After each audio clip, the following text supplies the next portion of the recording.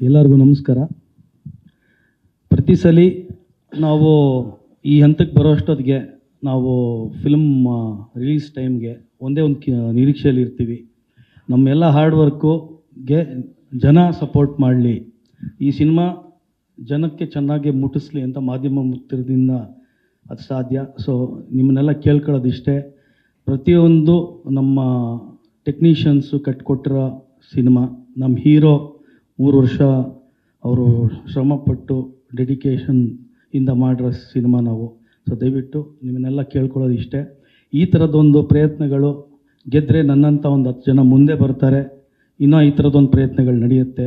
So ನಿಮ್ಮನ್ನೆಲ್ಲರನ್ನೂ ನಾನು ಈ ವೇದಿಕೆ ಮೂಲಕ ಕೇಳ್ಕೊತೀನಿ, ಖಂಡಿತ ನೀವೆಲ್ಲ ಸಪೋರ್ಟ್ ಮಾಡಿ. ಇದು ನಿಮ್ಮ ಸಿನಿಮಾ, ಇದನ್ನು ಸೆಲಿಬ್ರೇಟ್ ಮಾಡಿ. Thank you.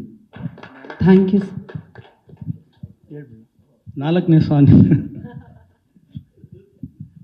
4ನೇ ತಾರೀಕು ನಮ್ಮ ಹೀರೋ ಅವರ ಇಂಟ್ರಡಕ್ಷನ್ ಸಾಂಗು, ಅದನ್ನು ನಾವು ಹೈದ್ರಾಬಾದಲ್ಲಿ ಮಾಡ್ತಾಯಿದ್ದೀವಿ.